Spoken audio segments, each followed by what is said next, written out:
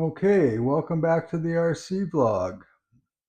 After doing the piece on Byron Gottfredson, I thought I'd add a little bit more to it. Um,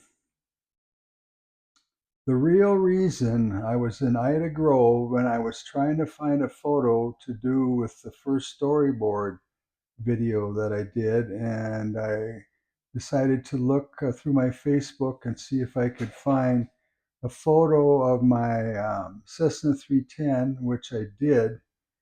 So I was going to add a little piece about this airplane.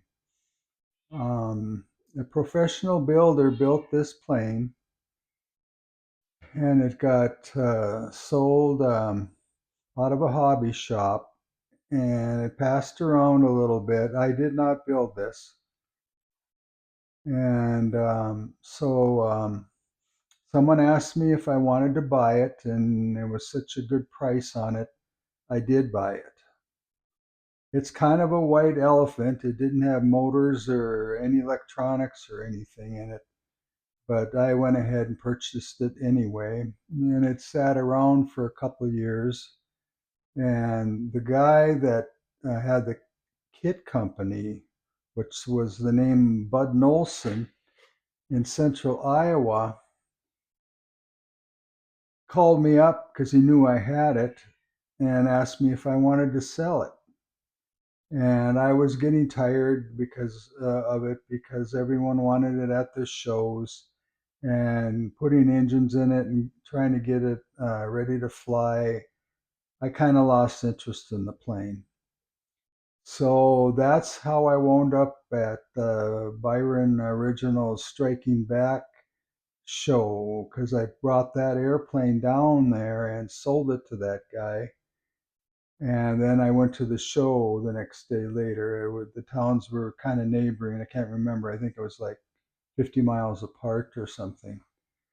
So that's how I wound up at the big show at Byron Gottfredson's estate. So that's kind of the whole story on that. Um, so anyway, that was how that all worked out. And it was the trip and going to the show and everything was a lot of fun.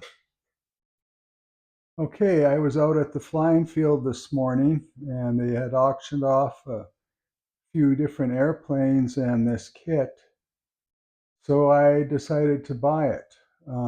It's a 35-inch Wacco made by Dumas Hobbies here in Tucson, and I haven't built a balsa kit for quite a few years, so I had a weak moment and bought this.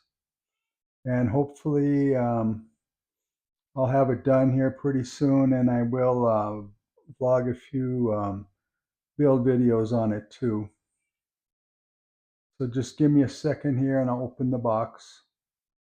Okay, that's what's in the box. Some balsa pieces and Lexan windshield and some tissue paper for covering. I might try to find something a little better to use to cover it. I know there's some other light covering out there, and I'll probably give that a try. And I have the plans unfolded in the kitchen here, and I'll give you a quick look at them.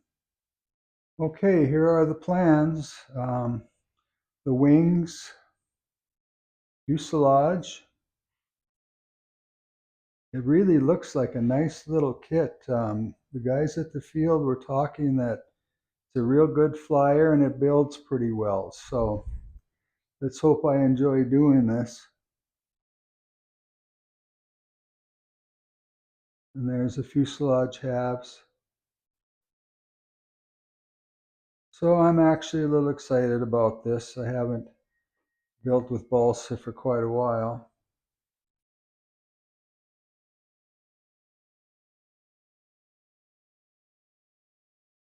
Okay, I thought I'd start doing some RC helicopter stuff. And I was just going to review three of the birds I have here that I fly most of the time. And the one in the back is a Hobby King from around 2010, and it's still live. They weren't really too bad a little helicopter. They're cloned from a line helicopter. And they had some parts that really weren't up to standard, and they were interchangeable with the line parts, so you could upgrade them a little bit and make a pretty good bird out of them. And yeah, so I've been had them around for years, and it's been going just fine with them. They aren't anything like your new high-tech machines they have now, but they are pretty good helicopter. And then the one in the middle here, this is a Goose Sky S2. That is only less than a year old, and with all upgraded electronics and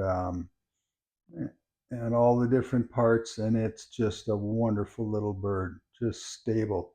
It's not very big, but you can fly it in a pretty good wind.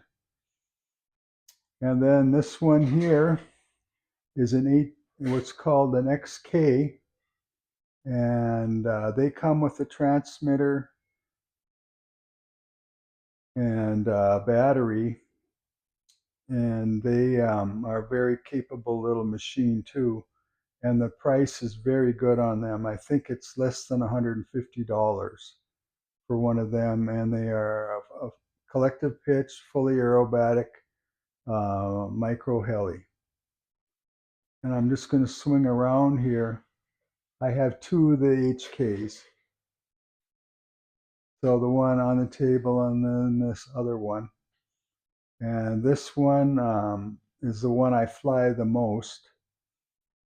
And yeah, it's been through many crashes, and I just kind of keep repairing it.